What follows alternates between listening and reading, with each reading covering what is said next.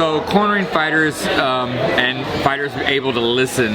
It's funny, I have a real audible voice. I feel like my fighters should be able to hear me all the time, but you know, a lot goes on in the ring. The way I know fighters are listening is that they execute what I'm calling out. If I'm telling them, hey, the body kick is there, and they throw the body kick, I'm like, okay, they're on the money. If I'm telling them, hey, you know, watch out for that right, and they slip the right, then I know they're on that money. If I'm calling stuff out and they're doing the opposite, now I'm like, okay, they're not listening. I'm gonna have to try to figure something out in the corner in between rounds. So in between rounds, if I feel like they haven't been listening through the round, honestly, I'm going to give them a little bit of wake-up call. For me, I might slap them, right? Like, hey, wake up. You're not listening. You're not following the game plan. And I try to reinforce what I was telling them during the round. Hey, get back to the game plan. Stay on that leg kick. Stay on that jab.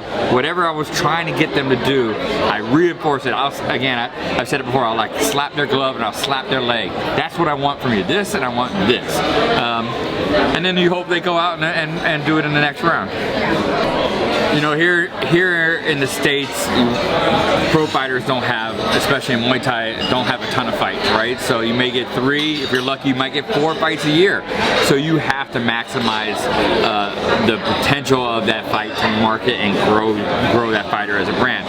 So, I mean, you just do whatever you can. If it's a successful fight and they win, you get as much video footage, as much photos from photographers from the event, and you really try to blow that fight up. Look what this fighter did.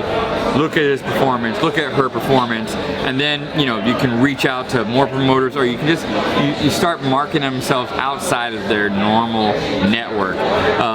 Obviously, a lot depends on their performance. So if their performance is good, then there's a way to maximize that.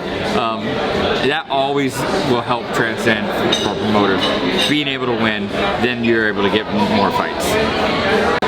So it's more of a challenge to maximize them if they lose, right? If they lose, then there's got to be a story. Now, you don't want to make excuses because, you know, that's been said so many times. But you tell them the story of where they've come from to get to this moment. What struggles they had to get to that fight. And then you explain, oh, this was a tough fight because of this and because of this, but it's only going to make them better. And you kind of use that as a way to propel them. This fight is only going to make them better, right? They were a little bit slow. They allowed their partner, their opponent, to kind of keep the momentum. Like, but next time they can learn from this, so they're able to turn that around. And then you use a story. Okay, listen, the last one's a loss. You start marketing the next fight. You're coming off a loss. We're gonna get that win back. This is gonna be a big fight for them, and that's a way to draw people in. Everyone loves the story.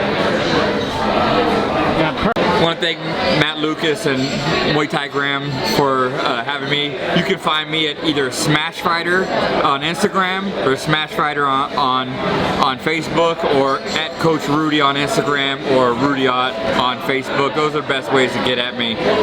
Hit me up if you have any questions.